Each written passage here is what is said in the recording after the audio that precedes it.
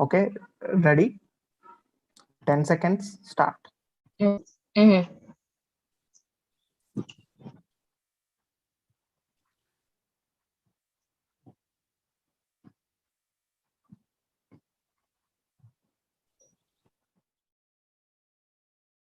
TV. My name is Rajni, and today I have with me again the very special guest himself. His name is Darrell, and he is the CEO of Genesis Brand Creation and also the Managing Director of Digital. And today on the show, we are going to speak with him about how the pandemic and how the lockdown has impacted his business and how the small businesses are getting affected with this lockdown, this coronavirus, all and more. But before, let's welcome him to SQ TV again. Hi, Darrell. Welcome to SQ TV. Hi, thank you for having me back. Looking forward to it. I mean, it's always a pleasure having you on the show, firstly. So, yeah. So, yeah, Darrell, my very first question. How is the situation at your place, the COVID situation and the lockdown and pandemic situation? Yeah, I think when obviously we went first into lockdown, which is over a year ago now, there was this shock. It was dealing with that, oh, wow, it's really true now. We knew there was stuff happening, but I don't think it was real until we initially were locked down. I think when we were locked down, then everyone started thinking, okay, this is serious now. I guess being an entrepreneur, you're used to a lot of crisis anyway. I mean, this was a big one because, you know, we didn't know what it would look like on the other side, but there were a few things that we had done prior, just by the way the business was evolving and growing, that really prepared us to go from working in a building to going remote. So we had already moved a lot of our content off our servers and stuff in the building that we are, and we put them on the cloud. So because we were preparing for some of our team to work remote anyway. So when lockdown did happen, the biggest headache for a lot of companies was going remote. And that wasn't too bad for us because all our files are in the cloud, so we could all access them. So that was probably the big saving grace for us, that we had done that, because ultimately we weren't having to put all that infrastructure in place. It was already there.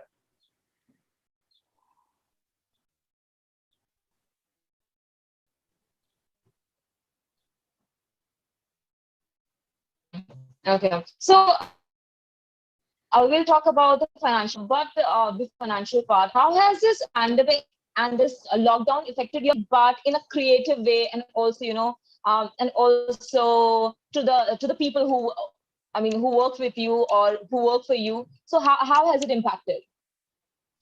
Yeah, so the major impact was we're working with a couple of sectors within our business, our education and schools, and because they shut the schools down, those clients stopped.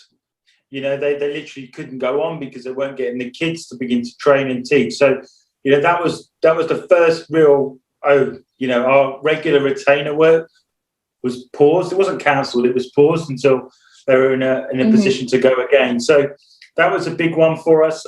We're working with a schools trust that have got many schools underneath them.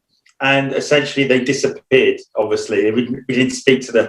They've only just started talking to us recently, but they've got like 30 schools underneath them, and we had a whole load of work lined up. So that was difficult for us because we'd obviously cash flow forecast it, we were expected to do the work, and then it was all on pause. I think that was, so the case in point is, well, what do you do? And fortunately for us, we're part of a network.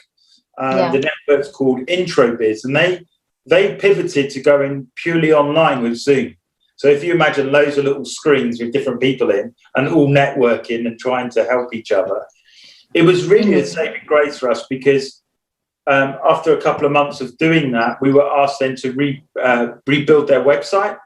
And every time we talked about people needing help getting online, oh, by the way, our website's being built by these guys. So everybody naturally said, well, we trust you. Can we work with you? So that was really positive for us.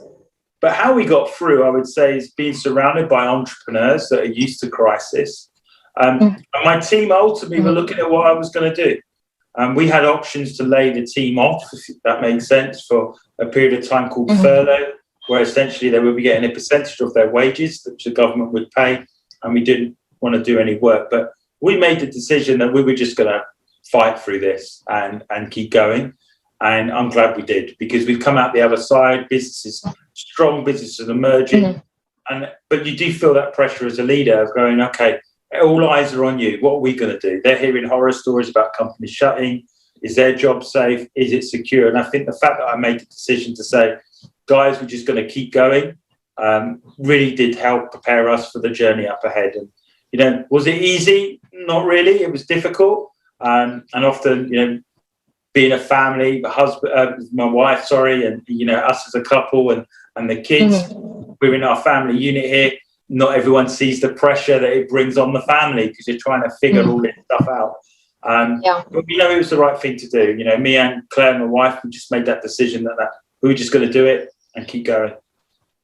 Okay, I mean, that's really amazing. I mean, you know, how you figure things out and how you planned, and then how you actually executed it. But now coming to the financial part, like I mentioned, you know, before. So how did the business impacted? I mean, how did the virus and the lockdown and pandemic impacted your brand and your business in a financial way? And what did you do for that? Well, I think, you know, from an income perspective, I think if you said how much business would you like, I would say we lost about 150 grand's worth of business.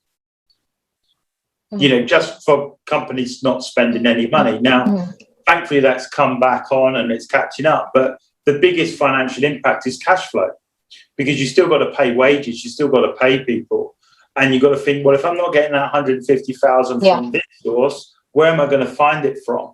So, you know, when we look back at the year, it was like, wow. So we networked extensively, and we just did our end of year accounts in the previous year, and we beat the previous year. We actually did better. Oh, that's amazing. Working really hard, which is amazing. But that's why networking online really helped us. So, you know, we managed to pick up a couple of US clients. We've embraced new technologies, as in Zoom and Facebook challenges, and even looking at Clubhouse. I don't know if you do have Clubhouse or have done Clubhouse. It's a great tool. It's an audio social media networking platform. And we picked up a couple of US clients just by using that tool. So, you know, it was just the pressure, I think. You know, we talk about finance. You know, thankfully, we build websites. We're online. You know, we were not necessarily, some sectors were affected, but we also managed to help companies that wanted to pivot to be online. And that's what, and we were in the right place at the right time. So I think as a digital agency and building websites, we probably weren't as affected as badly. Certain sectors that we look after were, but, you know, we're fortunate. I wasn't a restaurant, for example. So, yeah.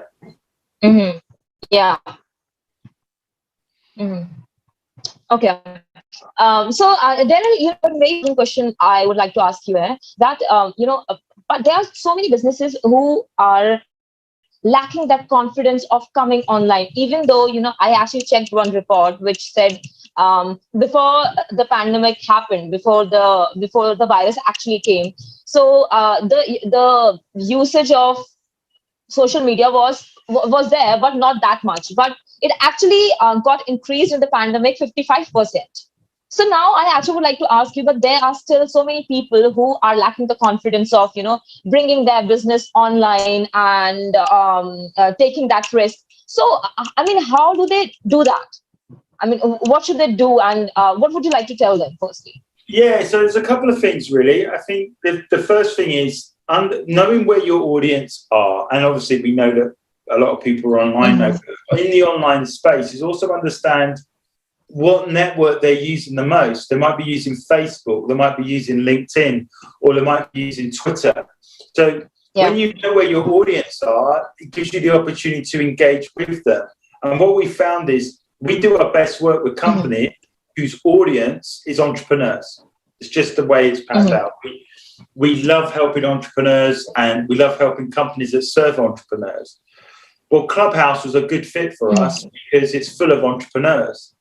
And so when we're in certain rooms and we're with people that are also entrepreneur by nature, there was a lot of referrals and work coming from that. So my advice to somebody is first understand your audience, know what age they are, know where they hang out. And then once you understand that, then be present in that arena. So if it's on Twitter, then tweet. If it's on Facebook, then you might not spend a fortune on Facebook ads, but create a Facebook group. So not a page, but a group. And engage your audience with a Facebook group. The great thing about Facebook groups is you can create communities around your brand and engage in conversation with your target market. So that's one of the things we've done. We've got we've only been doing it 6-7 weeks now, called Purpose People. And the people are in that group. It's a Facebook group. You can search Purpose People, but it's a Facebook group with people that are purpose driven. They want to build purpose driven businesses. So when I'm talking to them, I'm talking to them in light of the language that they understand and where we do our best work. So you can build a crowd. So rather than spending money on Facebook ads, create a Facebook group and add value as much as you can. And then the other thing is to look at is that always answer the question, what next looks like. So, what products have you got for those people? So say they're in a Facebook group, what's next? What are you going to do with them next? So for us, we've got a purpose questionnaire to find out how aligned their business is to purpose. So that's what next is. Then what does next look like after that? Well, they could do a workshop with us. So it's just build a journey that you can take people on where you can add the most value that you can and map it out. So if they say yes to me every time, have I got a product that undergirds that yes? So yeah, those are okay. So you're actually saying that basically. Yeah. Please go ahead. So what I'm saying is that you need to take your potential audience on a journey with you, and they can start shallow and end up really deep. But you've got to understand, how do you meet them where they are? There are some people, as you said, are struggling through COVID. All they need is some hope. All they need is to talk to someone. So that's why Facebook group's really good.